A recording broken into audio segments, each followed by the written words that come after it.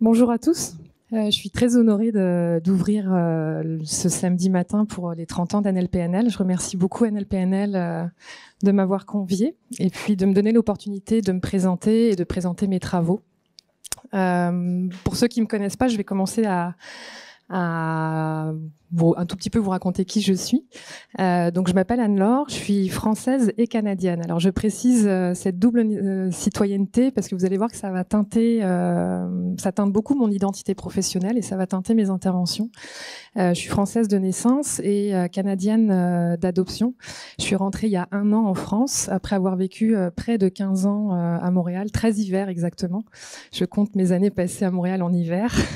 Ça reflète une des raisons qui m'a fait rentrer en France. Donc, je suis allée vivre toutes ces années à Montréal dans un premier temps, pour faire ce qu'on appelle un post-doctorat. Donc ça, c'est ma première carrière professionnelle, ma première vie professionnelle. Je suis docteur en biologie, donc j'ai fait un doctorat en France et j'avais prévu à l'époque de faire un parcours de chercheur. Donc j'étais en cancérologie, recherche sur le cancer.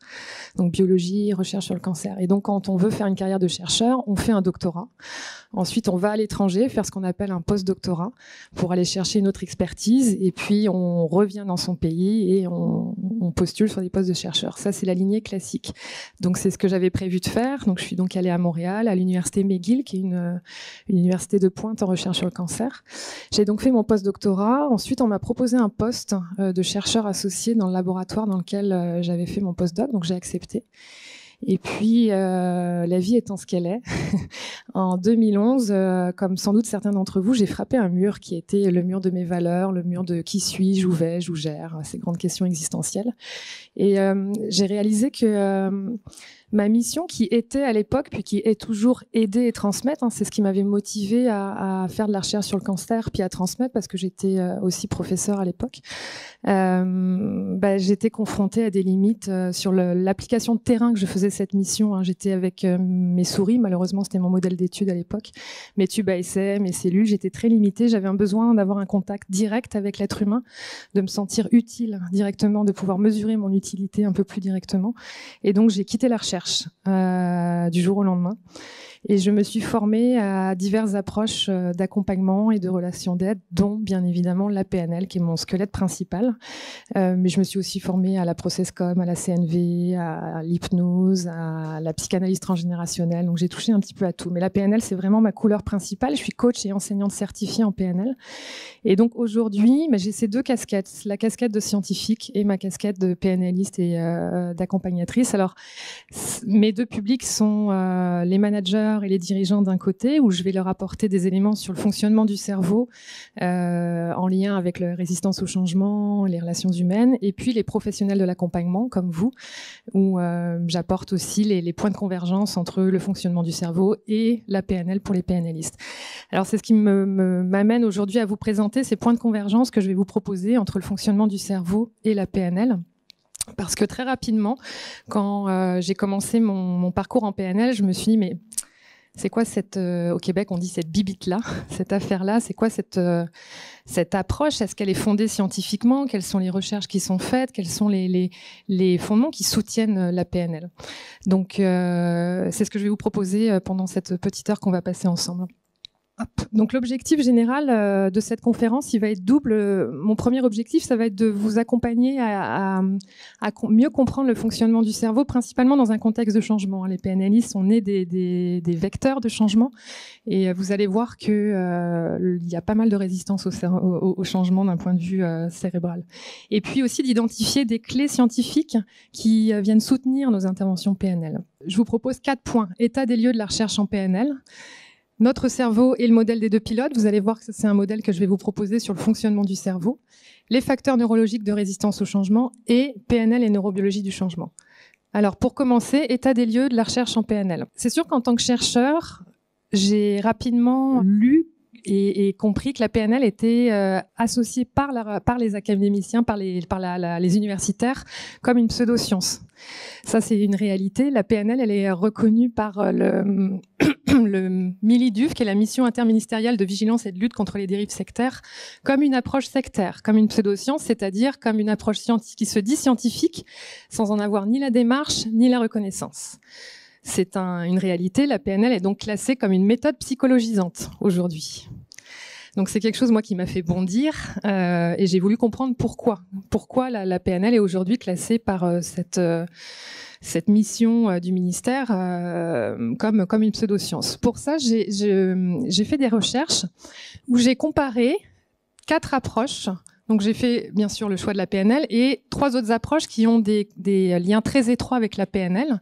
Le MDR, pour ceux qui ne le connaissent pas, c'est une approche qui utilise les mouvements oculaires pour traiter les stress post-traumatiques principalement, l'hypnose et la TCC, thérapie cognitivo-comportementale. J'ai donc comparé ces 4 approches et j'ai comparé précisément le nombre d'articles de recherche qui sont publiés dans 3 bases de données. Quand je parle articles de recherche, je parle d'articles révisés par les pairs. Alors qu'est-ce que ça veut dire un article révisé par les pairs ? C'est quand moi j'étais chercheur et que j'avais des données scientifiques, donc on présente une introduction, on présente des résultats avec une méthodologie, on présente ensuite une discussion et une conclusion. Cet ensemble de données est soumis à ce qu'on appelle des pairs, qui sont censés ne pas avoir de conflit d'intérêt avec nous. Je dis bien censés. Donc ces pairs-là, ces collègues-là vont réviser l'article, nous le renvoyer à nous chercheurs en disant bah là telle expérience, il manque telle affaire, là c'est pas très crédible, il faudrait rajouter ça. On renvoie l'article avec les recherches qui ont été demandées, etc. Donc il y a un aller-retour, c'est ça qu'on appelle réviser par les pairs. Ça c'est vraiment un gage de reconnaissance et de rigueur scientifique. Pourquoi je vous précise ça ? Je vous précise ça parce que donc les bases de données là que je vais vous proposer sont des bases de données d'articles révisés par les pairs, qui ont donc ce processus, cette rigueur scientifique. Et c'est important pour moi de vous amener cette donnée-là parce qu'aujourd'hui, et dans ce monde des médias sociaux et des réseaux sociaux avec les fameuses fake news, il y a de tout et n'importe quoi qui est véhiculé. Et je vous invite vraiment, vous, PNListes, à porter attention à ce que vous partagez sur les réseaux sociaux et à vérifier la source. Parce que entre ces bases de données qui contiennent donc les fameux articles révisés par les pairs, ces articles-là vont ensuite être vulgarisés dans une première fois par l'équipe de communication de l'université. Puis un journaliste va venir faire une première interprétation. Puis un blogueur va ensuite aller prendre ce que le journaliste a écrit. Puis vous allez arriver là. Donc vous voyez le nombre de filtres d'interprétation qui ont été proposés entre-temps. Donc c'est vraiment important d'aller vérifier c'est quoi la source. Et les sources, les voilà. PubMed, c'est la bibliothèque scientifique. Quand moi j'étais chercheur en cancérologie, c'est là-dedans que je publiais. C'est la plus grande bibliothèque scientifique et médicale. PsycInfo, c'est la même chose que PubMed, mais pour les sciences humaines et sociales et la psychologie. Et Wiley Online Library, ça c'est une grande librairie, bibliothèque en ligne, qui regroupe des articles révisés par les pairs et des protocoles et des livres aussi, des références de livres. Donc là, les chiffres que je vais vous montrer sont donc le nombre d'articles qui sont présents donc pour ces 4 approches, présents dans ces 3 bibliothèques. Donc vous voyez que la PNL, c'est celle qui a le moins d'articles révisés par les pairs, en comparaison par exemple avec la TCC, thérapie cognitivo-comportementale, qui s'est développée en parallèle de la PNL. Elles ont émergé, les 2 approches ont émergé à peu près en même temps. Et vous voyez l'hypnose, qui est, on s'entend, c'est la cousine, voire la sœur jumelle de la PNL, la différence entre ces 2 approches. Alors, j'ai l'habitude là d'interagir directement avec le public, mais là, ça va être un peu plus compliqué. Mais la question que j'ai envie de poser, c'est qu'est-ce qui fait, d'après vous, qu'on en est là aujourd'hui ? Ça, c'est en date de septembre 2019, mais les chiffres sont très équivalents en ce jour. Donc, qu'est-ce qui fait, je vais vous donner les réponses, qu'aujourd'hui, on en est finalement à si peu de reconnaissance. Pour ça, j'ai identifié, alors je vous propose 3 raisons. La toute première qui explique ces chiffres-là et qui explique que la PNL aujourd'hui a peu de reconnaissance par le milieu académique, c'est qu'il y a eu un départ académique manqué. Ça, c'est une réalité. Pourquoi un départ académique manqué ? Pour 2 raisons. La première, c'est que les premières recherches qu'on portait sur la PNL sont des recherches qui ont porté sur le modèle des mouvements oculaires. Et tous les chercheurs ont fait cette généralisation et cette réduction PNL égale mouvement oculaire. On s'entend que c'est loin d'être le cas. Et les recherches qu'on portait sur les modèles et mouvements oculaires n'ont pas réussi à valider le modèle. On a même prouvé qu'il n'y avait pas de lien direct, il n'y avait pas de fondement scientifique, il n'y avait pas de reproductibilité sur ce fameux modèle des mouvements oculaires. Donc ça a vraiment porté atteinte à la crédibilité de la PNL. La deuxième raison, toujours dans cette idée du départ académique manqué, c'est que Le génie de Bandler et Grinder, qui était de rendre accessible la PNL à tous, avec ce génie-là, ils ont sorti très rapidement. Donc la PNL, elle est née dans l'université. Hein. Son milieu de naissance, c'est l'université. Bandler et Grinder, ils ont créé la PNL dans un contexte universitaire, avec une tentative de méthodologie scientifique, avec ces groupes de recherche. Sauf qu'au bout d'un an, donc très rapidement, ils l'ont sorti du milieu universitaire pour la rendre accessible au grand public.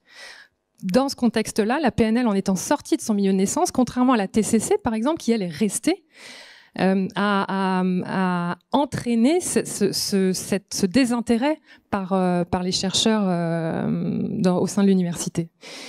La deuxième raison que je vous propose, et là encore, hein, c'est pas forcément des choses que vous êtes obligés de prendre pour acquis, mais c'est des choses que je vous propose, c'est quel est le titre du premier livre qui est sorti sur la PNL ?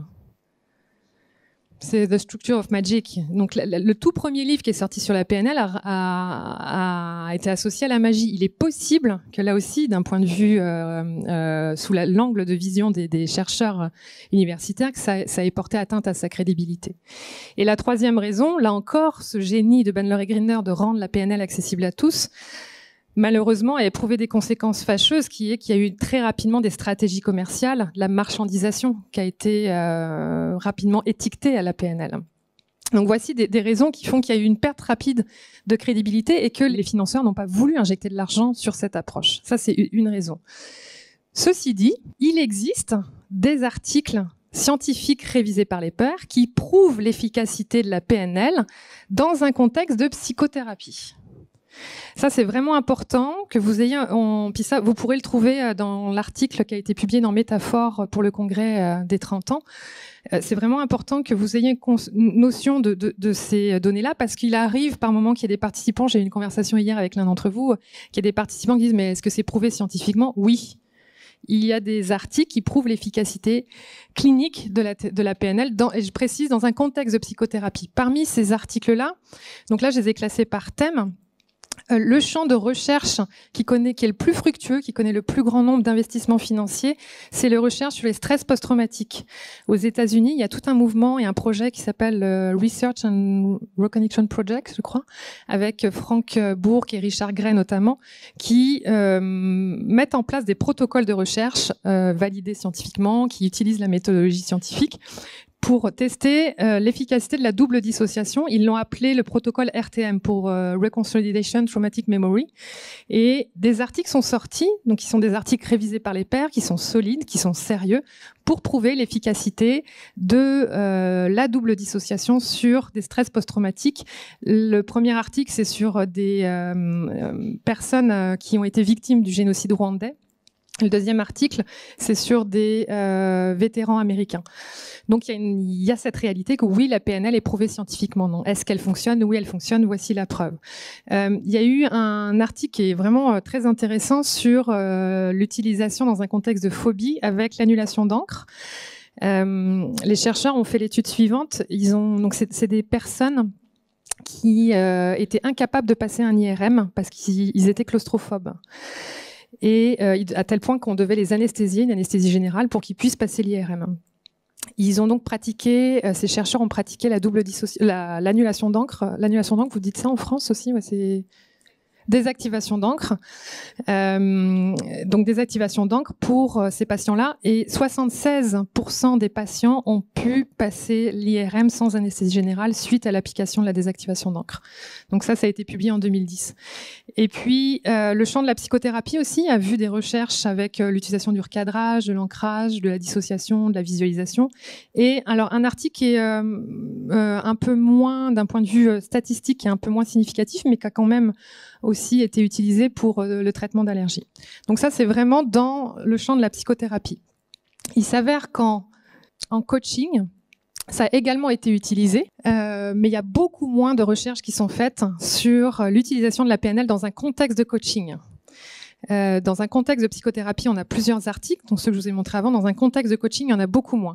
Il y a un article qui a été publié en 2016, donc c'est assez récent, où ils ont utilisé, vous voyez, cet ensemble de techniques de PNL dans une seule session. Et ils ont montré donc l'efficacité de la PNL pour améliorer un contexte relationnel.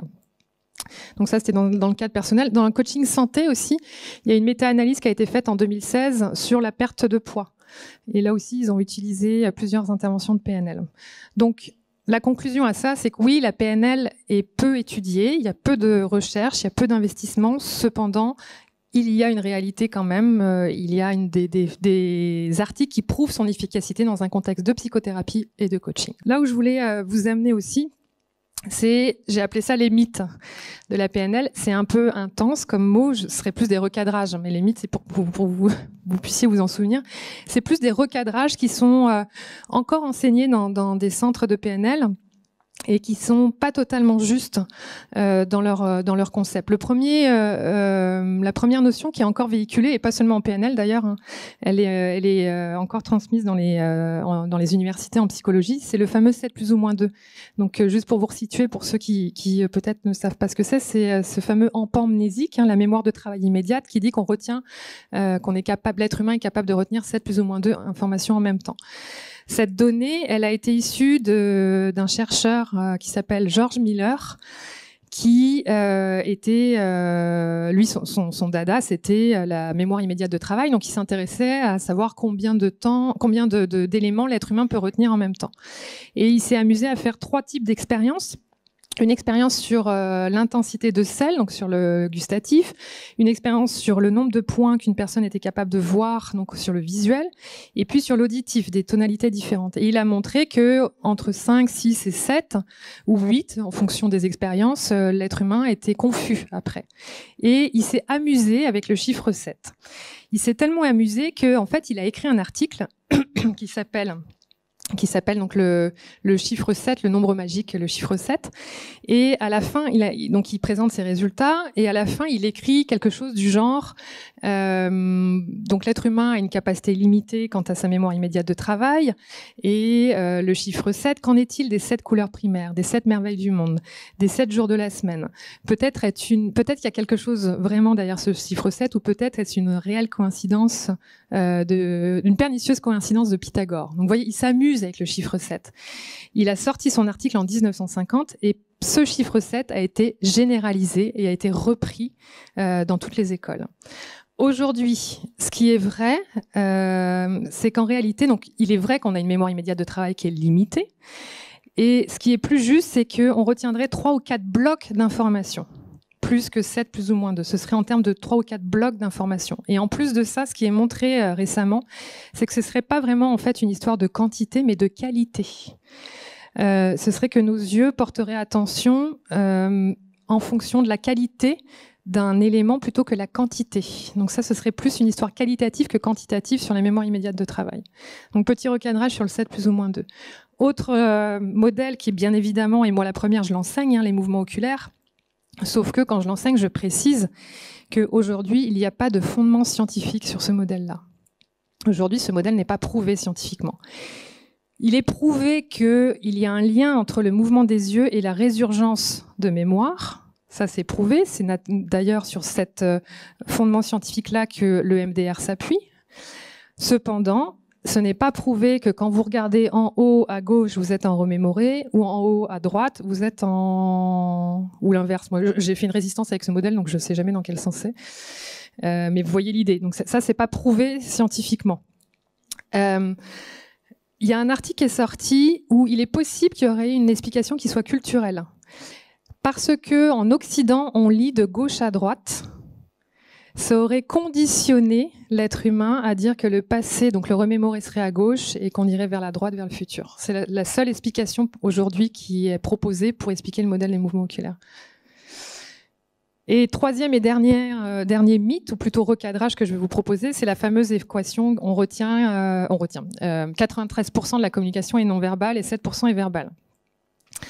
Alors, cette donnée a été proposée par Albert Mehrabian. J'ai eu la chance de communiquer directement avec Albert Mehrabian, qui m'a envoyé ses articles originaux, qui sont honnêtement très difficiles à lire. Donc, j'ai décortiqué comme j'ai pu ces articles, et donc j'ai expliqué ma démarche à Monsieur Mehrabian dans nos échanges. Et au même titre que Miller, avec son 7 plus ou moins 2, Miller, quand il a vu l'ampleur des résultats, l'ampleur de la façon dont c'était généralisé à outrance, 10 ans plus tard, il a réécrit un papier en disant « Mais attendez, j'ai jamais dit que c'était 7 plus ou moins 2 et que c'était un fait. » Eh ben, Albert Mehrabian a fait la même chose avec le fameux 93-7. Il a proposé des recadrages pour dire « Attendez, c'était dans un contexte très particulier. » Et le contexte était le suivant, le fameux 93% de la communication est non verbale a été fait dans un contexte d'incongruence où on parlait d'émotions et c'est 25 personnes. C'est plusieurs articles qui ont porté sur 25 personnes, donc statistiquement c'est très faible, qui parlaient d'émotions dans un contexte d'incongruence. Sorti de ce contexte-là, est-ce que c'est 93%? Ça peut descendre à 55, 60. Les chiffres ne sont pas généralisables à tous les contextes. Ceci dit, il est vrai, et ça c'est aussi prouvé, que le non-verbal prime sur le verbal. Ça c'est vrai. Donc, ce que je vous invite à faire, c'est plutôt pour les enseignants, on peut les partager, ces chiffres-là, mais tout en proposant des recadrages et qu'est-ce qui est juste aujourd'hui. Donc ça, c'est la première partie qui me permettait de vous introduire l'état des lieux de la recherche. Je vais maintenant vous proposer d'explorer le cerveau et je vais vous présenter mon modèle. Donc le cerveau, alors le voici. La façon dont il est construit, c'est assez simple, hein. On a deux hémisphères, donc on a un hémisphère gauche, un hémisphère droit. On a ici ce qu'on appelle le cervelet, c'est à l'arrière de la tête, c'est comme un mini-cerveau à lui tout seul, et puis le tronc cérébral. Dans ces deux hémisphères, et le cervelet et le tronc cérébral, la moyenne est en fait, en réalité, c'est plus 1,3, mais on généralise à 1,5, donc 1,5 kg, et voici la composition. Dans notre cerveau, on a deux types de cellules. On a ce qu'on appelle les fameuses neurones, et on a d'autres cellules qui s'appellent les cellules gliales. Les cellules gliales, on les a souvent résumées comme étant des cellules de soutien aux neurones. En réalité, elles ont beaucoup plus de rôle qu'un rôle de soutien. Mais retenez qu'il y a deux types de cellules, des neurones et des cellules gliales. Les neurones sont au nombre de 100 milliards. Les cellules gliales sont au nombre de 1000 à 5000 milliards. Un neurone peut avoir jusqu'à 10 000 contacts, ce qui va créer 1 million de milliards de connexions. Tout ça dans votre cerveau. Et si on prend 1 mm3, donc 1 mm3, c'est l'ongle de mon petit doigt, là, 1 mm3. Si on prend 1 mm3 de cerveau, si on regarde ce qu'il y a dans ce millimètre cube, il y a 100 000 neurones. Et si on déroule les neurones ont comme un tube qu'on appelle l'axone. Si on déroule, ça va jusqu'à 4 km d'axone. Dans 1 mm3. À chaque fois que je dis ça, moi, ça me donne le vertige. Et on a 1 mètre de capillaire sanguin. Tout ça dans un mm3. C'est assez fascinant. Si on va un petit peu plus loin, il y a deux structures qui sont très importantes et que j'ai envie de vous présenter. Donc ici, on retrouve... là, on a une vue, vous voyez, sur l'hémisphère gauche. Vous voyez ici, hémisphère gauche d'un côté, hémisphère droit de l'autre. On a donc une couche supérieure que vous voyez ici en jaune, c'est ce qu'on appelle le cortex. Cortex, en latin, ça veut dire écorce. Donc c'est vraiment la partie supérieure de votre cerveau.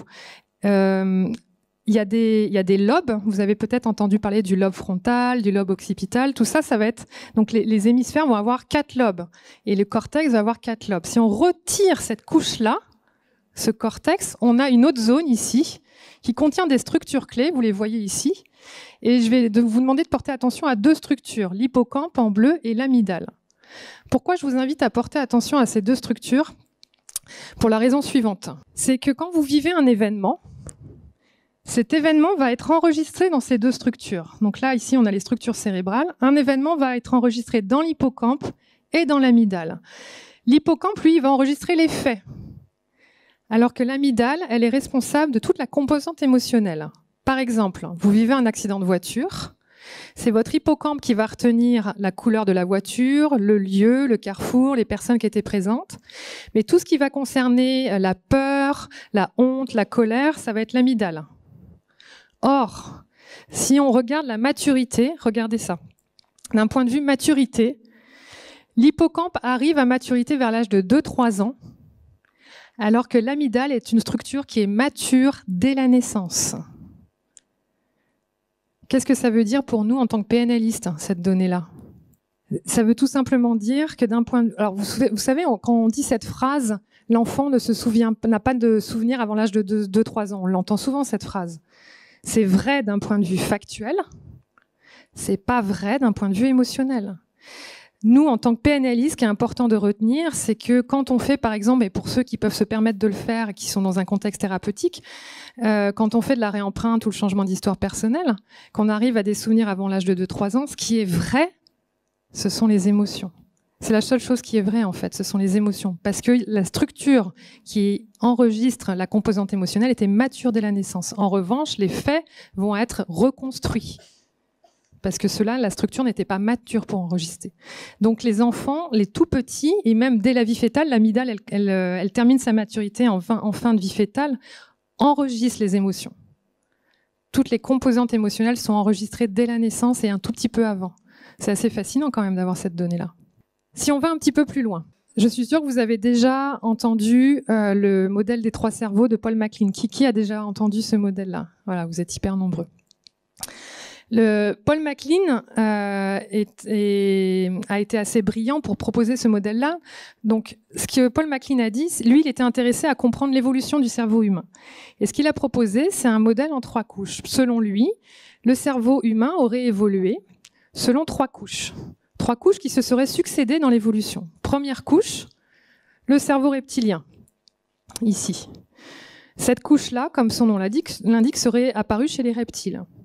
Aujourd'hui, chez l'homme, c'est le siège de toutes nos fonctions instinctives et autonomes, la respiration, la digestion.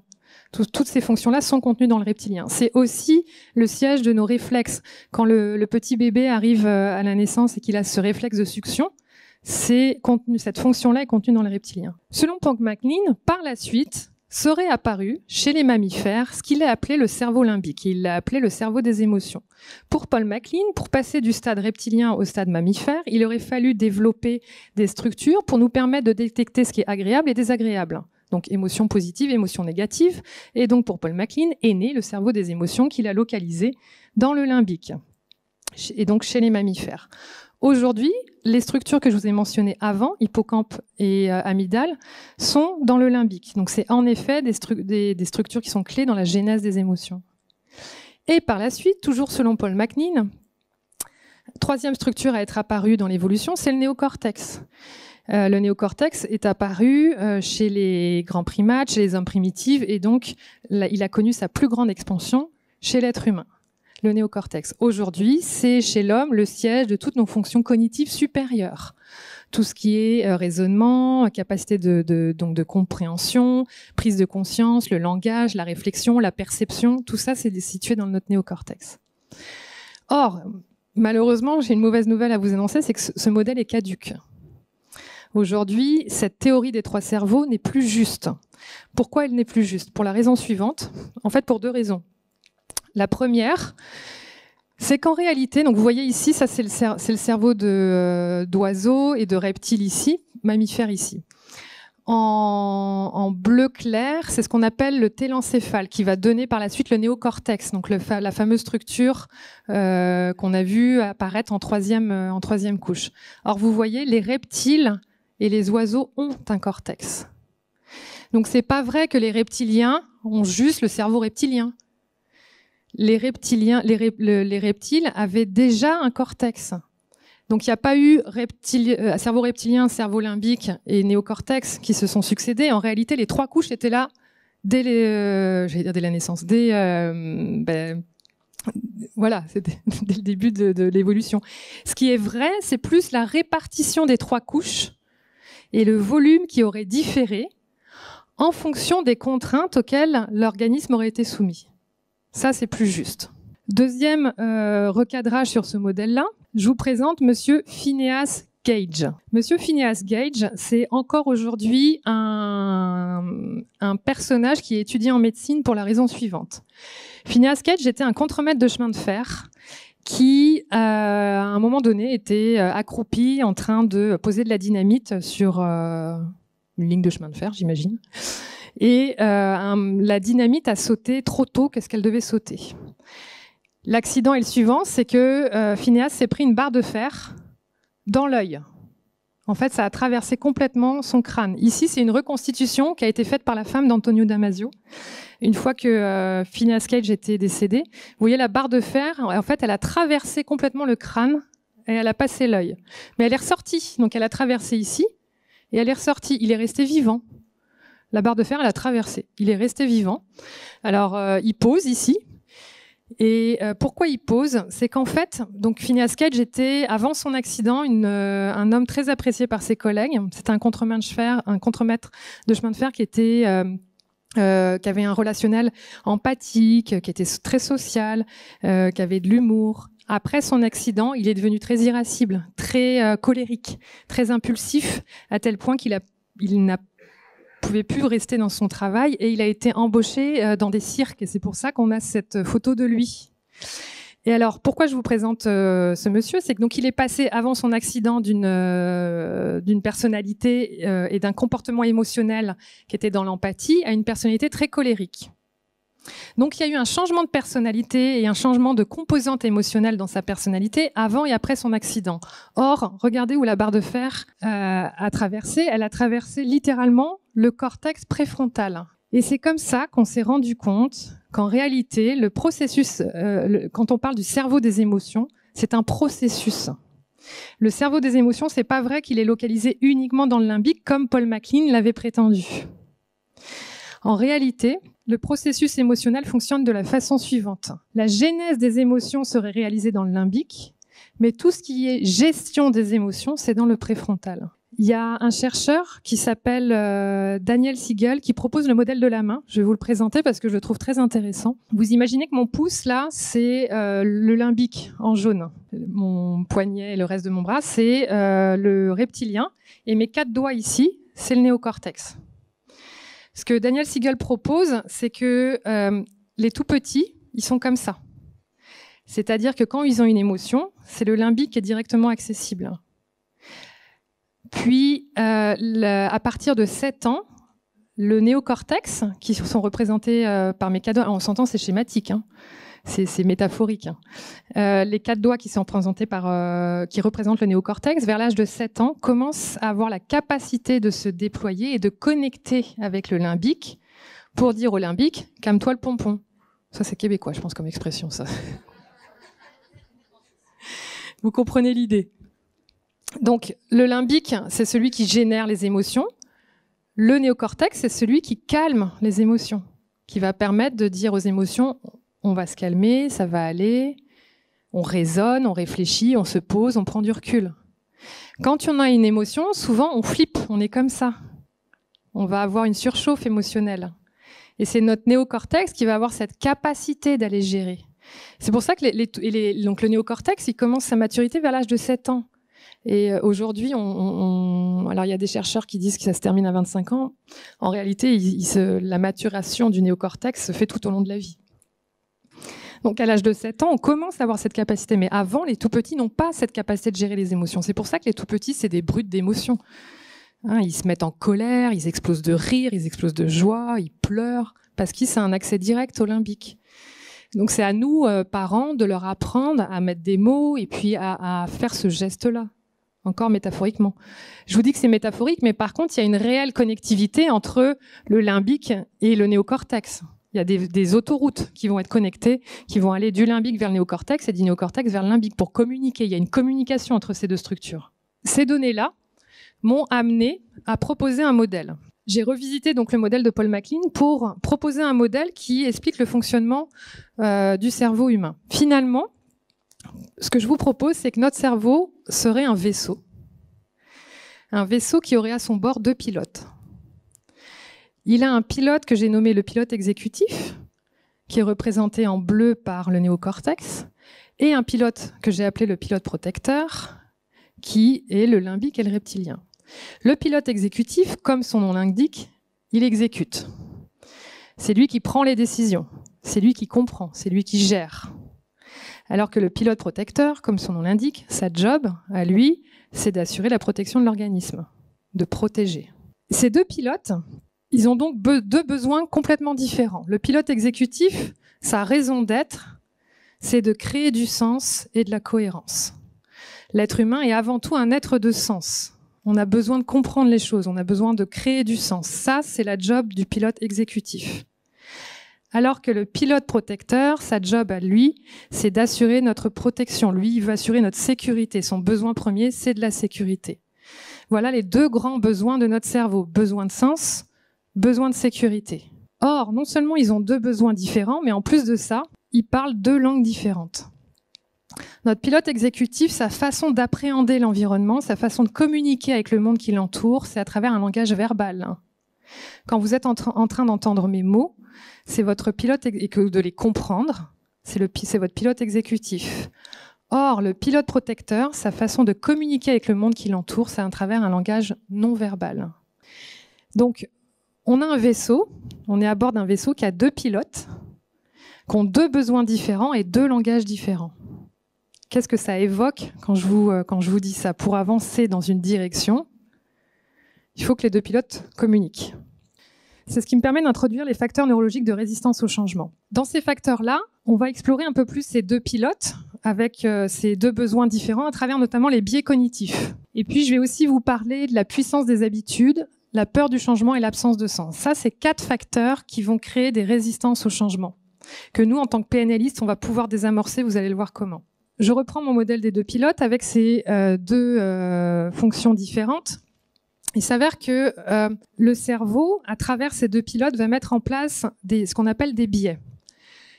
Un biais, c'est tout simplement une stratégie que le cerveau a trouvée pour limiter la quantité d'énergie qu'il utilise.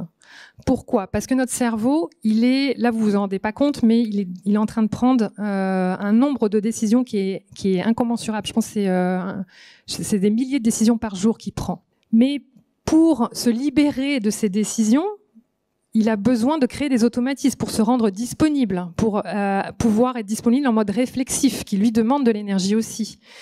Donc pour ça, il va créer des automatismes pour limiter la quantité d'énergie. Ces automatismes, ce sont notamment des biais.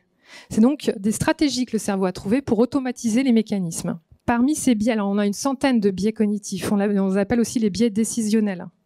Pourquoi? Parce que c'est sous ces biais-là qu'on va prendre des décisions. Il y en a une centaine, je vous en présente 2 qui sont reliés à mon modèle, le modèle des deux pilotes. Le biais de confirmation qui va être relié au pilote exécutif et le biais de la négativité qui va être relié au pilote protecteur. Je vais commencer par vous présenter le biais de la négativité. Pour vous le présenter, je vais vous faire passer un petit test. Donc prenez le temps de lire la phrase. Imaginez-vous devant un buisson. Que préférez-vous croire? Alors on va imaginer que le buisson, là, c'est... tiens, le voilà le buisson. Petit buisson. On va l'imaginer un peu plus gros. Donc imaginez-vous devant un buisson. Que préférez-vous croire? A, qu'il y a un tigre caché derrière alors qu'il n'y en a pas. Ou B, qu'il n'y a pas de tigre alors qu'il y en a un. Qui préfère A? Ok. Qui préfère B? Alors les B, vous êtes morts. D'un point de vue automatique, votre cerveau va aller vers le A. Ceux qui ont répondu B, vous avez répondu avec votre pilote exécutif. Vous avez réfléchi. Or, le pilote protecteur, son réflexe, c'est de vous protéger. Pour ça, il préfère imaginer des potentielles menaces pour assurer votre sécurité. C'est un réflexe. Et c'est comme ça qu'on est resté en vie aujourd'hui. C'est un des biais qui a permis à l'être humain de survivre. C'est un automatisme. On va créer donc le cerveau va scanner l'environnement sans vous rendre compte. Vous scannez l'environnement pour vérifier toutes les menaces potentielles qui vous entourent. Or, aujourd'hui, j'ai pas vu de tigre à Paris, ou en tout cas, prévenez-moi s'il y en a, j'en ai pas encore vu. Aujourd'hui, c'est des menaces qui sont très subtiles. Je vous en propose 4 tigres subtils. Première menace, on vit dans une société qui est très anxiogène. Quand je suis rentrée en France, il y a 2 choses qui m'ont vraiment marquée. La première, c'est quand on attend le bus. Au Canada, à Montréal, quand on attend le bus, il y a donc le panneau de bus. Première personne qui arrive se place au niveau du panneau, puis après, la deuxième personne, la troisième personne, il y a une file. Donc quand on arrive pour prendre le bus au Canada, on se met derrière la file. Pas de stress. Ici, moi j'avais l'impression d'être sur un terrain de boxe à chaque fois que j'attendais le bus, quoi. Il y a cet effet de masse, puis on dirait que tout le monde se bat comme si on avait peur de ne pas monter. Il y a vraiment cet effet de masse. Et ça, ça, c'est pour moi un biais de la négativité qui est subtil, dont on ne se rend pas compte, qui va créer une source de stress à l'intérieur de nous, sans qu'on s'en rende compte. Il y a une menace potentielle qui est là. Le deuxième facteur qui m'a surpris aussi quand je suis rentrée en France et que j'avais oublié, qu'est-ce que vous dites le matin quand votre fils part à l'école ou quand votre conjoint s'en va qu'est-ce que vous dites? Alors j'entends prends soin de toi, mais j'ai entendu le fameux bon courage. Le fameux bon courage. Ma petite cousine récemment, là, je l'avais le matin, puis j'avais une journée classique de travail, elle me fait bon courage. Qu'est-ce que c'est le courage? Qu'est-ce qui se cache derrière le courage? D'un point de vue neurologique, comment notre cerveau va comprendre le mot courage? La peur. Derrière le mot courage, il y a de la peur. C'est comme si notre cerveau, ce qu'il entend quand il entend courage, courage égale danger, peur, montagne à affronter. Ça, c'est une menace hyper subtile. Alors, je vous invite à transformer le bon courage. Au début, quand je suis arrivée, ma mère elle était dans ce mode-là, le bon courage. Et donc, je lui ai... ma mère, c'est un de mes premiers cobayes, la pauvre. Donc je l'ai invitée à changer et maintenant, et c'en est devenu une blague, elle me dit amuse-toi bien, parce que je dis mais j'ai pas besoin de courage, je fais ce que j'aime. Donc maintenant à chaque fois, et encore ce matin, elle m'a dit amuse-toi bien. Donc je vous invite vraiment à transformer le bon courage parce qu'on s'en rend pas compte, mais d'un point de vue non conscient, la fameuse amygdale que je vous ai présentée, quand elle entend le mot courage, courage égale peur, bim, c'est automatique, donc cortisol. Votre corps là, ça y est, il est au taquet. Il y a vraiment ce danger qui est subtil. Alors, bonne journée, bonne conférence, bonne réunion, bonne rencontre, amuse-toi bien, bon après-midi. Il y a plein d'autres versions que bon courage. Dans les menaces subtiles, la comparaison aux autres. On est dans une société où on se compare beaucoup. Et ça aussi, c'est une menace subtile qui va activer le biais de la négativité. J'arrive le soir à l'école, puis ce parent, il a l'air tellement toujours plus patient que moi. Ou mon collègue qui rend toujours à temps les dossiers alors que moi je suis toujours à la bourre. Hein, vous voyez, on est toujours dans cette comparaison. Ça aussi, c'est un des facteurs qui va activer le biais de la négativité. L'incongruence avec ses valeurs. Ça, en tant que PNLI, c'est vraiment important que vous ayez conscience de ça. Vous allez voir l'impact que ça a. Quand on n'est pas congruent, c'est-à-dire qu'on n'est pas en accord avec nos valeurs, le biais de la négativité s'active. Qu'est-ce que ça veut dire? Je vais vous raconter un petit épisode de ma vie que j'assume pas trop, mais là, il va falloir que je l'assume parce qu'en plus, je suis filmée. J'étais aux Utopiales à Nantes. Donc, pour ceux qui connaissent pas les Utopiales, c'est un événement de science-fiction qui est vraiment génial, qui allie la science et la fiction, comme son nom l'indique. Et il y avait une table ronde sur les biais cognitifs. On s'entend que je suis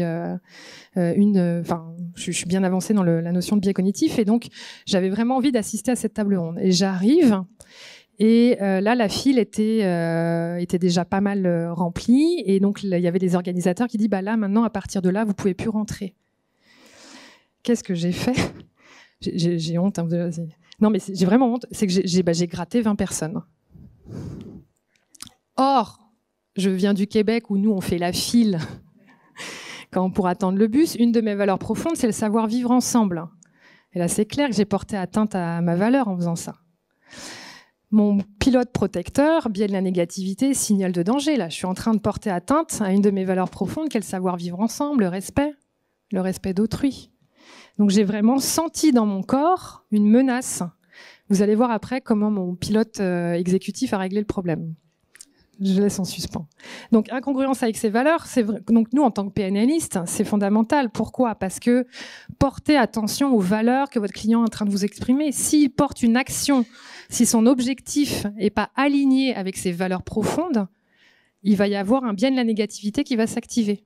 Peur de la désapprobation sociale. Alors ça, je vais m'arrêter un petit peu sur cette peur-là. C'est sans doute la peur la plus profonde et la plus ancrée de l'être humain qui nous a permis aussi d'être là où on en est. Pour vous illustrer cette peur-là, je vais vous présenter une petite vidéo.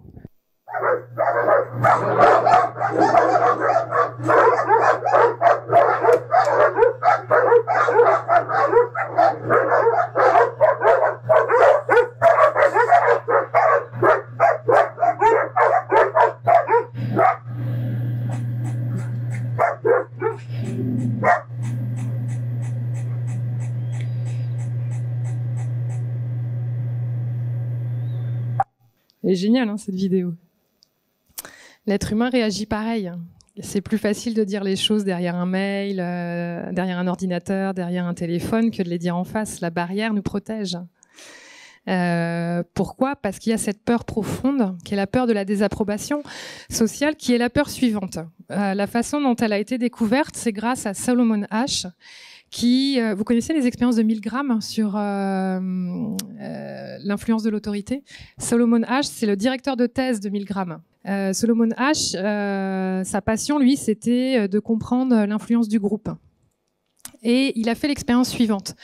Il a pris des groupes de 10. Dans ces groupes de 10, il y avait 9 acteurs et un cobaye.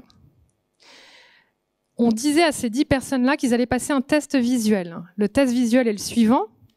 On leur présentait une première planche, et puis on leur présentait une deuxième planche, et ils devaient identifier parmi les 3 lignes à quelle ligne correspond la première planche. Donc d'un point de vue visuel, à part d'être très myope, c'est assez facile en fait. Là, c'est la... Je vois pas d'ici, là.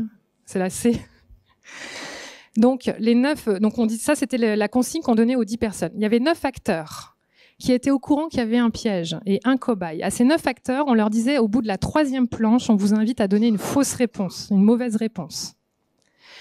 Donc, l'expérience se poursuit de la façon suivante. Les 10 personnes sont conviées, 9 acteurs, un cobaye qui n'est pas du tout au courant de la fausse expérience. Lui, il est là pour passer un test visuel.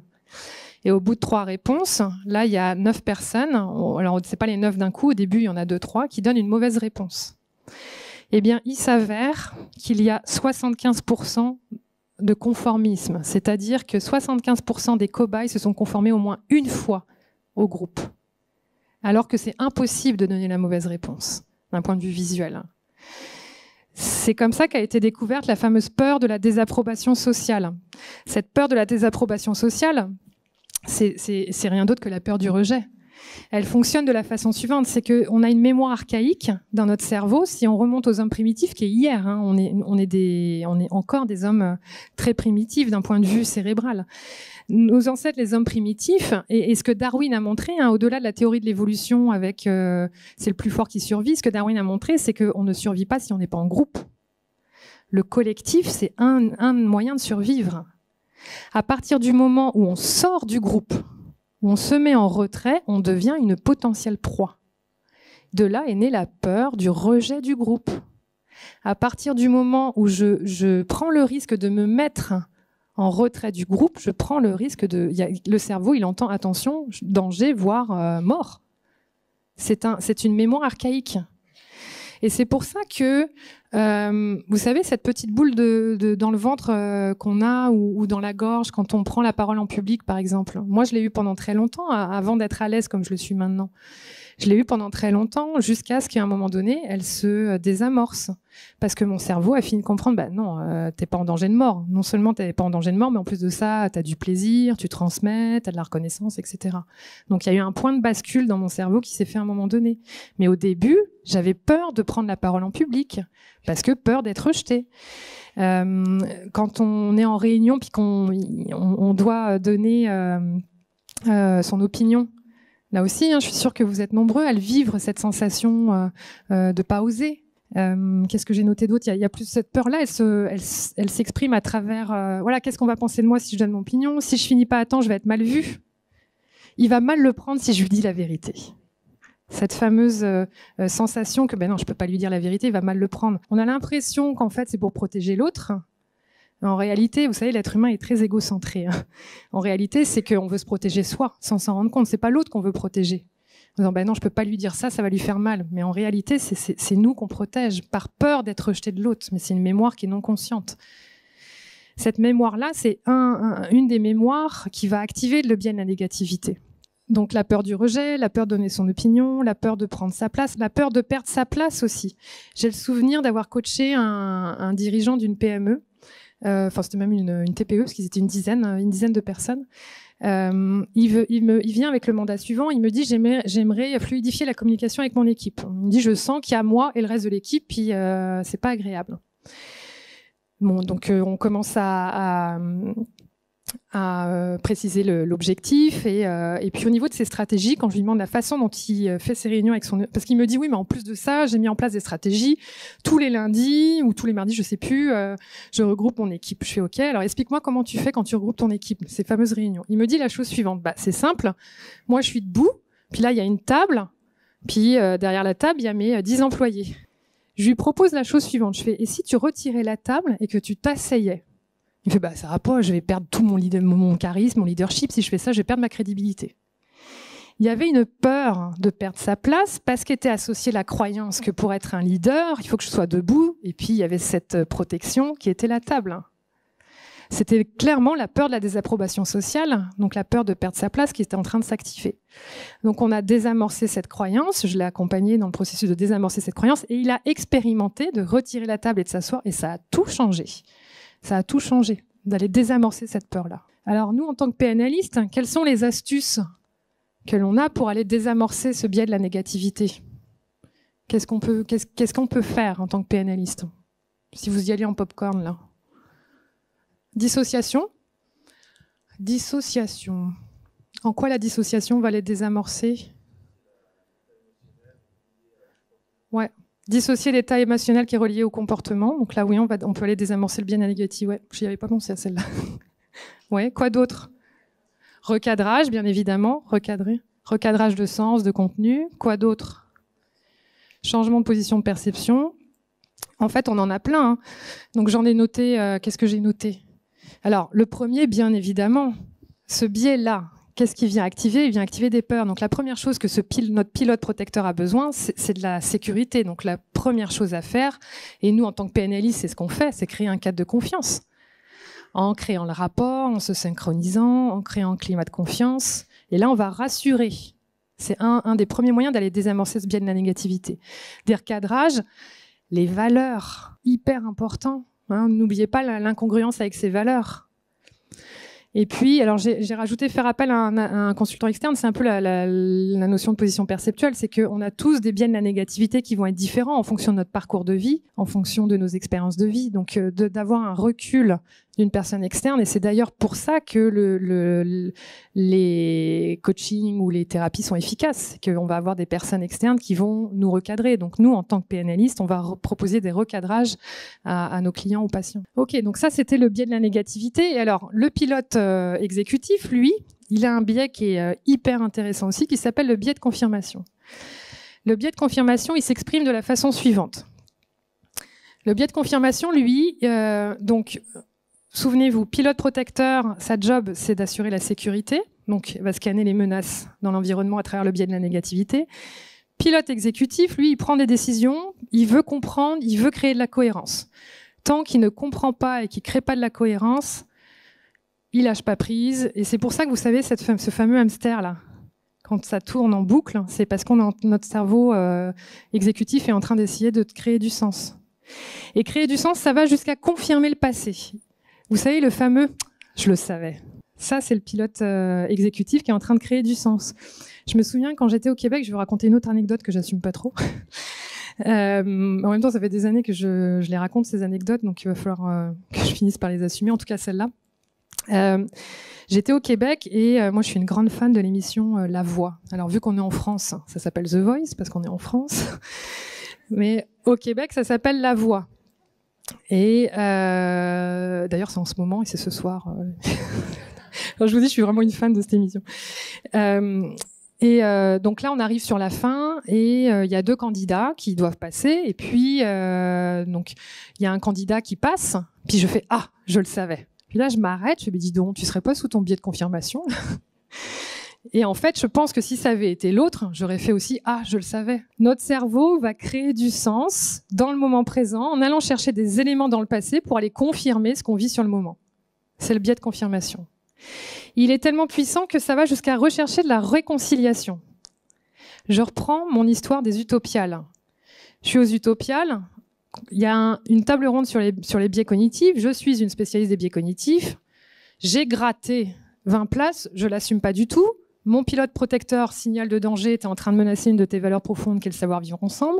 Pilote exécutif, ouais, mais quand même, je suis une spécialiste des biais cognitifs.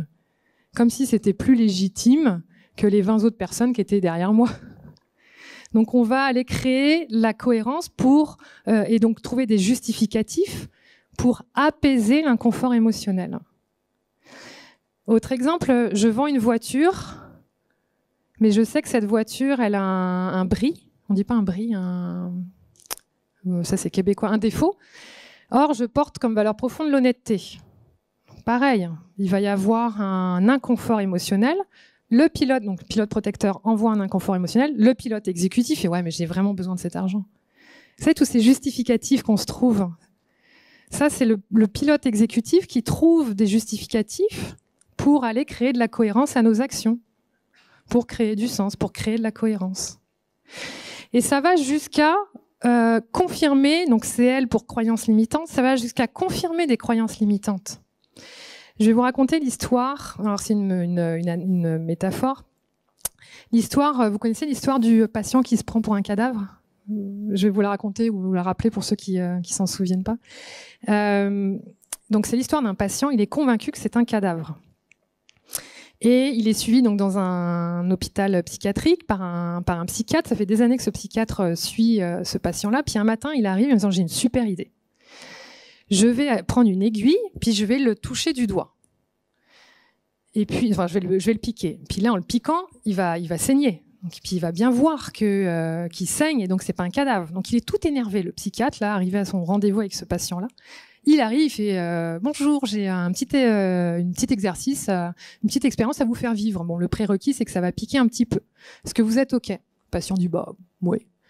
Donc il prend une aiguille, il pique le patient, il appuie un peu sur le doigt. Là, il y a du sang. Le patient regarde son doigt, puis il fait oh, je savais pas que les cadavres saignaient. Et c'est exactement ça qui se passe. C'est qu'on va aller confirmer nos croyances. C'est un biais de confirmation. Et ça, ce biais-là, il est très utilisé par les médias sociaux, par les politiciens, par le marketing. On va aller confirmer, même si c'est limitant pour nous, notre cerveau confirme ce qu'il connaît, confirme la fameuse zone de confort. Ça, c'est quelque chose qui... je vous invite à être prudent quand vous utilisez cette expression « sors de ta zone de confort ». C'est quelque chose, je vous avouerai, qui m'irrite un peu. Pourquoi? Parce que c'est pas confortable pour la personne. C'est confortable pour le cerveau. C'est le cerveau qui reste dans cette zone de confort. Mais c'est pas forcément confortable pour la personne. Et ce biais de confirmation, la façon dont il s'exprime, c'est que ça va jusqu'à...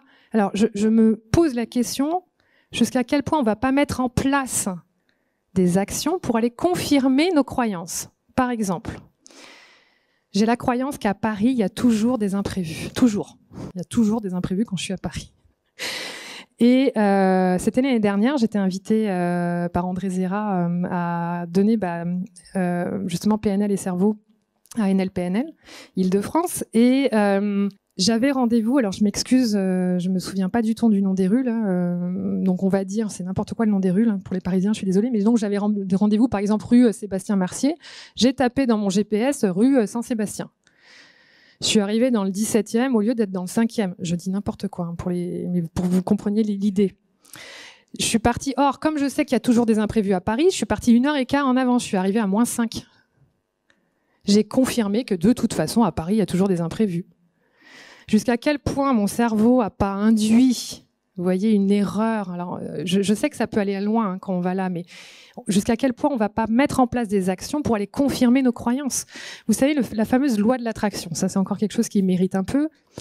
La loi de l'attraction, moi, la façon dont je l'appréhende, c'est par le biais de l'attraction. En fait, c'est un biais de l'attraction, par le biais de confirmation. Pourquoi la fameuse loi de l'attraction? C'est qu'on va attirer des personnes qui viennent confirmer ce que l'on porte, qui viennent confirmer ce en quoi l'on croit. Si je crois que les hommes sont tous des salauds, je vais attirer que des hommes qui sont des salauds. C'est pas une croyance qui m'appartient. Vous voyez ce que je veux dire?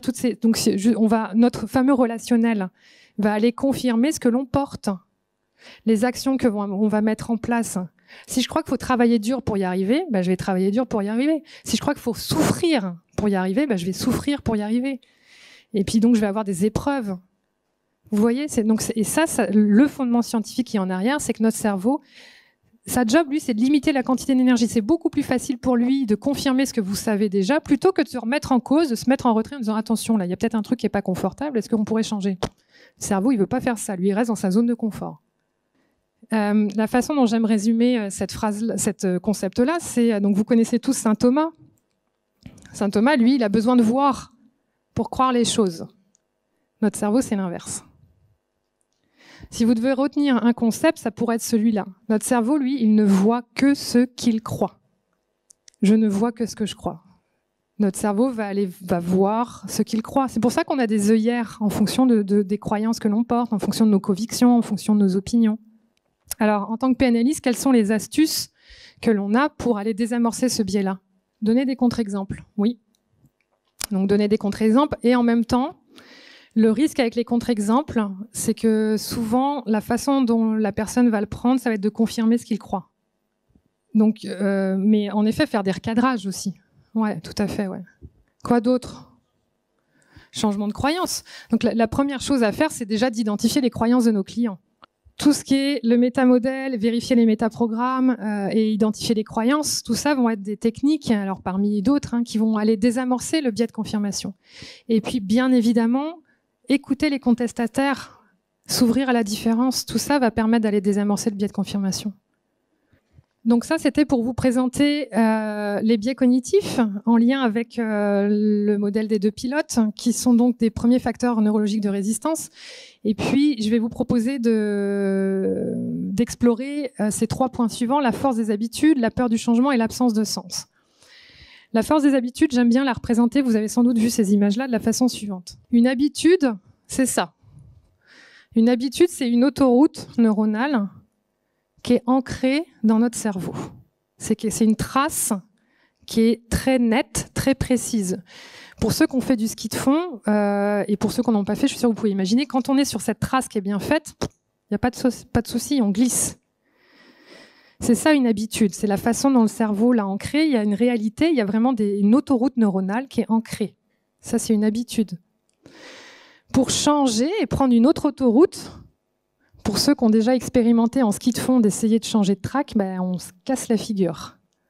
Et c'est réellement ça qui se passe dans le cerveau. Pour changer, qu'est-ce qu'il faut d'après vous pour passer de cette étape-là à cette étape-là? Pour que le cerveau accepte une nouvelle habitude?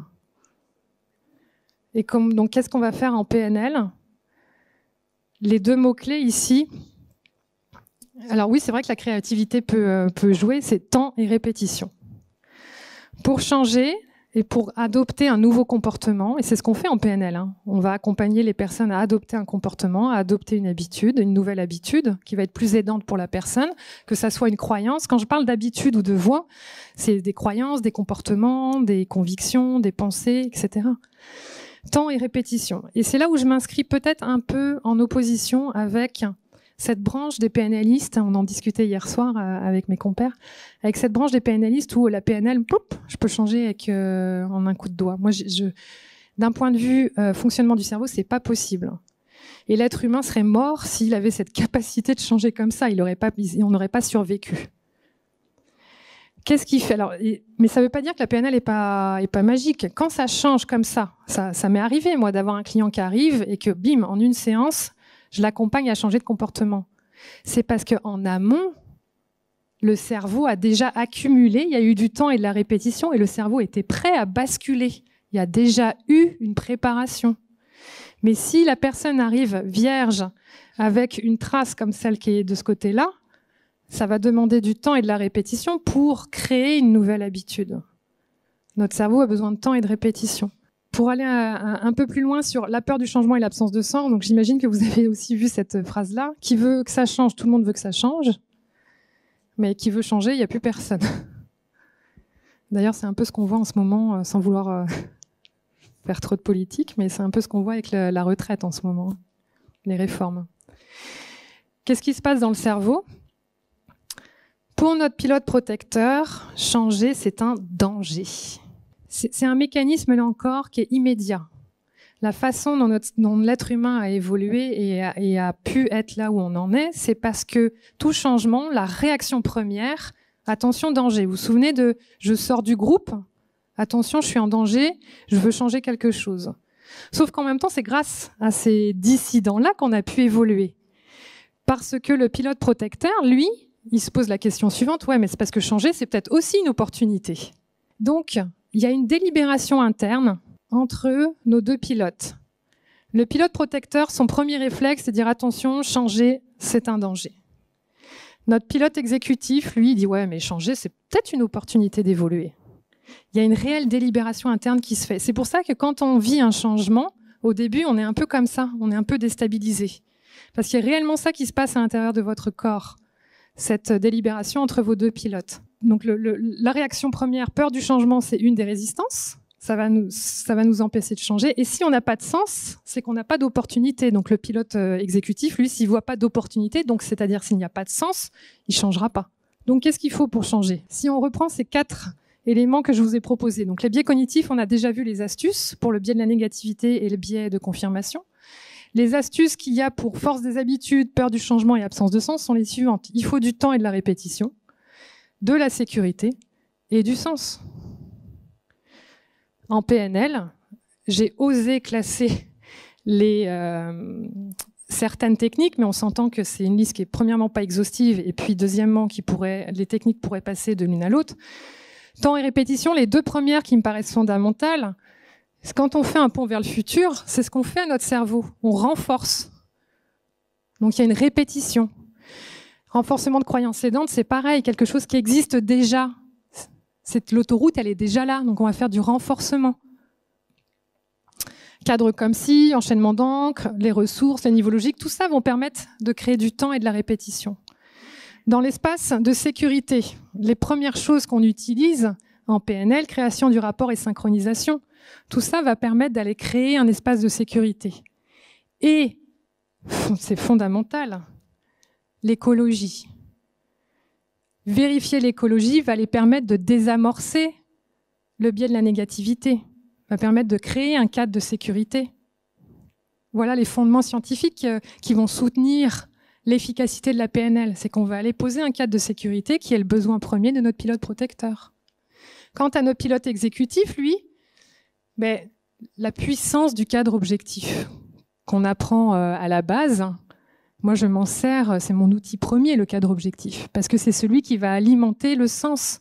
Tant que l'objectif il n'est pas clair, il n'est pas atteignable, il n'est pas réaliste, il n'est pas vérifiable, notre pilote exécutif, il va tourner en boucle.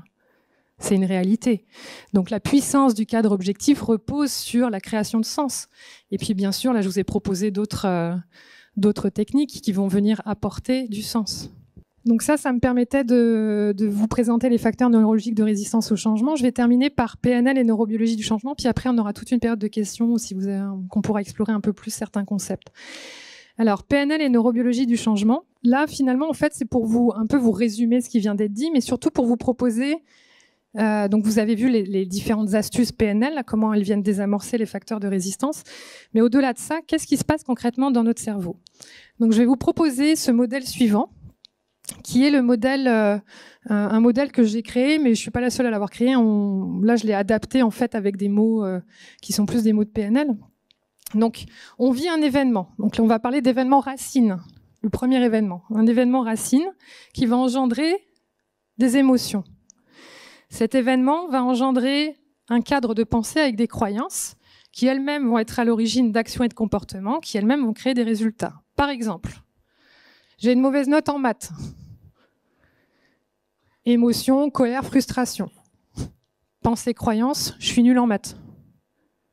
Action, comportement, ça sert à rien que je travaille parce que je suis nul en maths. Résultat, j'ai une mauvaise note en maths. On renforce l'autoroute neuronale de je suis nul en maths, donc ça sert à rien que je travaille en maths. Même événement. Moi, j'ai une mauvaise note en maths. Émotion, colère, frustration. Pensée, croyance, quand j'ai une mauvaise note, je suis capable d'avoir une meilleure note. Action, comportement, je travaille dur pour y arriver. Résultat, j'ai une meilleure note en maths. Je viens de créer, là, une stratégie de réussite. Eh bien, ce qui se passe dans notre cerveau, c'est qu'il y a réellement un câblage neuronal. Là, vous imaginez ici que c'est comme des autoroutes. Ça, c'est des petites neurones, puis ça, c'est les synapses. Donc, il y a réellement un câblage qui s'installe. Et à partir du moment Par la suite, donc ça c'était l'événement racine. Par la suite, quand on pose le pied sur l'autoroute, c'est immédiat. C'est ce qui explique les fameux patterns. Alors, en France, on ne dit pas pattern, on dit les schémas répétitifs. Ça fait du sens.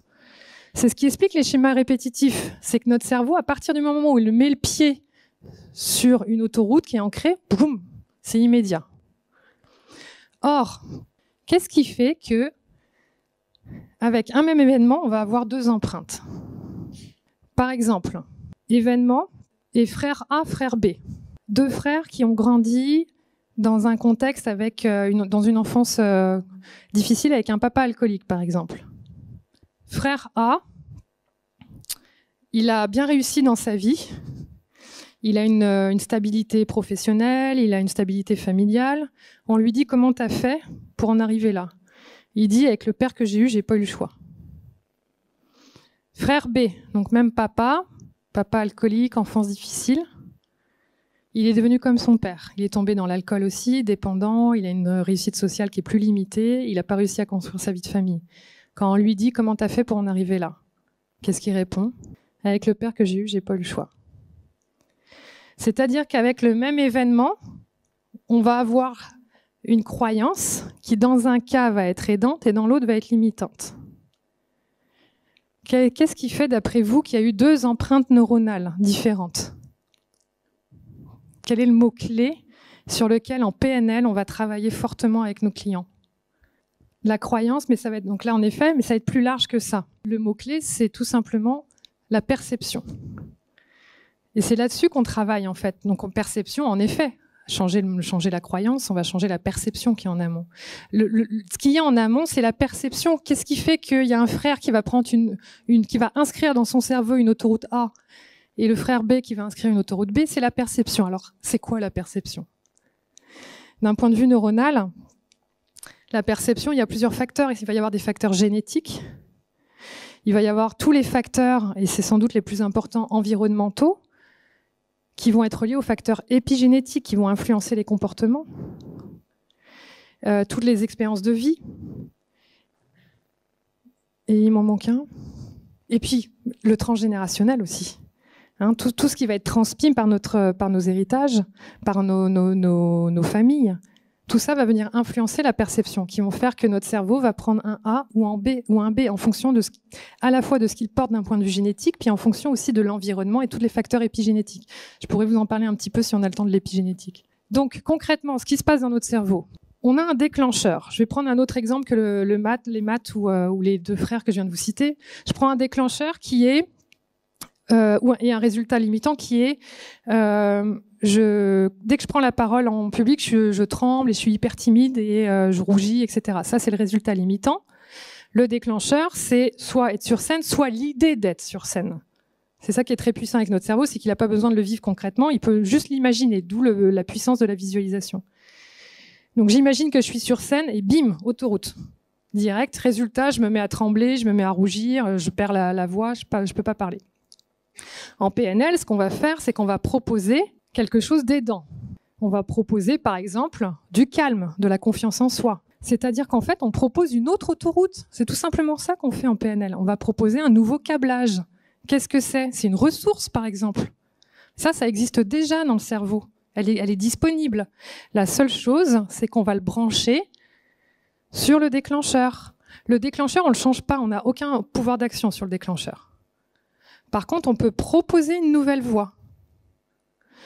Non seulement on peut proposer une nouvelle voie, mais les conditions qui suivent, c'est qu'il faut limiter la voie limitante et renforcer la voie aidante. Donc je refais le petit schéma pour ceux qui ne regardaient pas. Donc, on a un déclencheur, on va proposer une déviation. En fait, on fait un peu l'électricité. On va proposer une déviation vers une autoroute qui existe déjà comme la ressource de calme, la ressource de confiance en soi. On affaiblit la voie limitante et on renforce l'aidante. C'est ce qu'on appelle la neuroplasticité. Et c'est ça qu'on fait en PNL. On câble, on décable et on recâble. C'est vraiment ça qu'on fait. Donc c'est ça qui me permettait de terminer avec cette conférence. On a un petit peu de temps pour des questions ? Ouais, on a un petit peu de temps pour des questions, si vous souhaitez aller plus loin dans certaines données que je vous ai présentées. Alors, ma question, c'est que tu parles d'épigénétique, qui est passionnant, et il y avait un chercheur, je sais plus lequel, qui disait qu'il y avait 5 facteurs qui font que nos gènes se modifient avec nos habitudes. Et je voulais savoir ce que tu penses, par exemple, de la notion d'ADN, parce que tu parles du cerveau, et tu n'as pas parlé d'ADN. Alors, je vais essayer d'aller vite parce qu'on n'a pas beaucoup de temps, mais c'est un sujet passionnant, l'épigénétique. En 2 mots, quoi. Ouais, bah, ça va être en 2 dessins. Ça va être très rapide. La façon dont l'épigénétique fonctionne, je vais aller très rapidement. Imaginez que là, ça, c'est ce qu'on appelle le gène. Donc, on a une cassette, en gros. La cassette, c'est le gène. Tout ça, c'est l'ADN. Le gène, lui, il est dans l'ADN. Le gène des yeux bleus, par exemple. Ça, c'est le gène des yeux bleus, va coder pour une protéine qui va donner les yeux bleus. Donc, on a le gène qui est dans l'ADN qui va coder. Ça, c'est la génétique. Un gène va donner une protéine, c'est la génétique. Pendant très longtemps, on a considéré que tout l'ADN qui était en amont et en aval du gène, c'était de l'ADN poubelle. Pendant très très longtemps. En réalité, l'épigénétique, c'est tous les facteurs qui sont inclus en amont du gène. Les chercheurs ont réalisé qu'il y avait ce qu'ils ont appelé des empreintes en amont du gène qui venaient influencer la lecture du gène. C'est-à-dire que c'est comme une boîte qui s'ouvrait ou qui se fermait. Quand la boîte s'ouvre, le gène est lu. Quand la boîte se ferme, le gène n'est plus lu. Il s'avère qu'il y a des empreintes qui vont influencer l'ouverture ou la fermeture de la cassette. Ces empreintes-là sont des facteurs de l'environnement. Il a été montré, par exemple, que c'est des études qui ont été faites sur les personnes victimes de famine pendant la guerre. Ils ont transmis à leurs descendants des empreintes épigénétiques sur les gènes du métabolisme qui pourraient expliquer des diabètes qui sont héredités de personnes qui ont vécu la famine dans les ancêtres. Alors, le lien qu'il y a, donc en fait, on a un autre niveau que celui du cerveau. Le seul truc, c'est que les fameuses autoroutes neuronales que je vous ai montrées, elles sont constituées de gènes. Elles sont constituées. Qu'est-ce qui fait que les fameux neuromédiateurs qui vont constituer toutes ces autoroutes neuronales sont produits par ce mécanisme-là.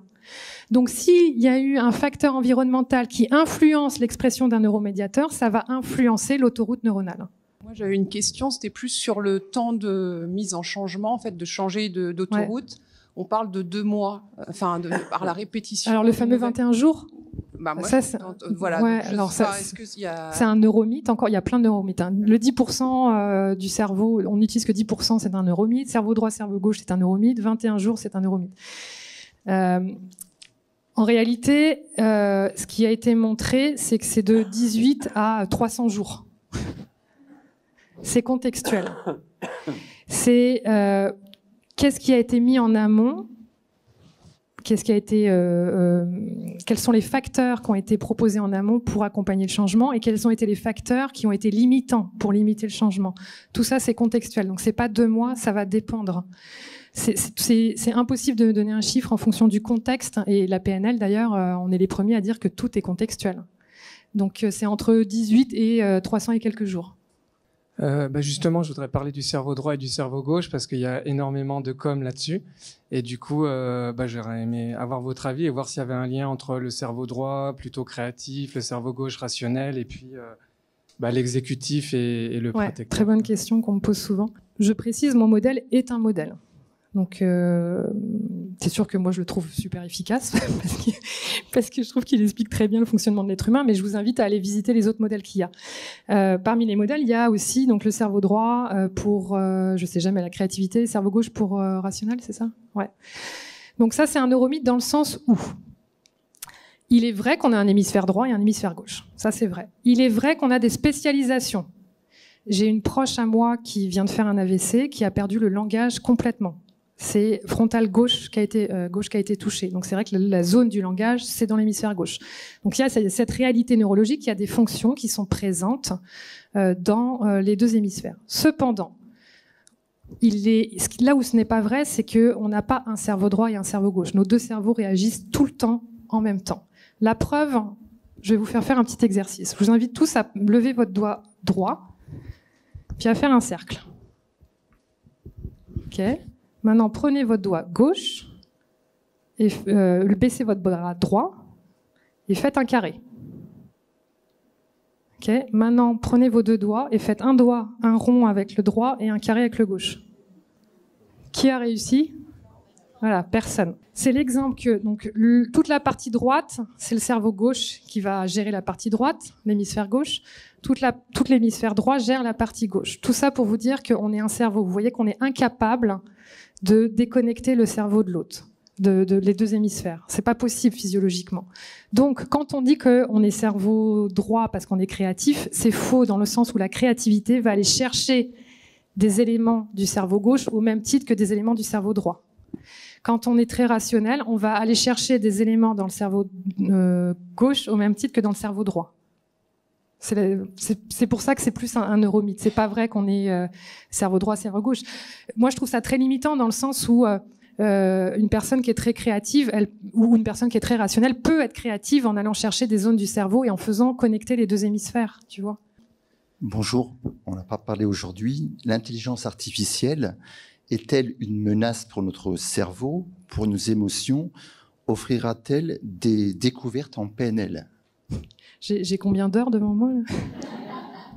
C'est 2 minutes. En 2 mots, c'est vrai qu'on parle beaucoup d'intelligence artificielle, le contrôle des émotions. J'étais pas mal dans des séminaires et je me dis, est-ce un danger finalement, ou faut pas en avoir peur finalement, mais en PNL, qu'est-ce que ça peut apporter? Ouais. Faudrait faire une table ronde pour ce genre de sujet. Je ferai fonctionner mes 2 cerveaux. C'est à la fois un danger et à la fois une opportunité. C'est un sujet qui est très complexe et que je connais peu, donc je préférerais pas aller explorer davantage. Après, la question que je me pose, c'est quel lien tu fais avec la PNL? Contrôle des émotions, ok. Donc, ce qui est prouvé aujourd'hui, c'est que dans l'intelligence artificielle, il semblerait que aujourd'hui, c'est encore difficile de créer un processus émotionnel. La fameuse amygdale, aujourd'hui, c'est difficile de la reproduire. Ce que l'intelligence artificielle arrive à reproduire, c'est le pilote exécutif. Mais le pilote protecteur, ils ont encore de la difficulté, enfin ce que j'appelle le pilote protecteur, ils ont encore de la difficulté à le reproduire. Mais je crois que c'est à la fois un danger et une opportunité. Si on reste éthique, c'est une opportunité. Malheureusement, l'être humain n'est pas tout le temps éthique, donc ça peut être un danger. Je suis désolée de ne pas pouvoir faire une réponse plus complète que celle-là. Bonjour. Je vous ai posé une question récemment sur LinkedIn et vous m'avez répondu, merci beaucoup, à propos de l'intuition. Vous m'aviez dit, en fait, je vous posais la question de savoir qu'est-ce qui se passait dans le cerveau lorsqu'on sollicitait l'intuition, et vous m'aviez fait une réponse en fait qui était liée aux expériences et une automatisation des expériences. Donc ma question, c'est du coup, est-ce que se fier à l'intuition est un biais cognitif? Là encore, c'est compliqué de répondre en très peu de temps.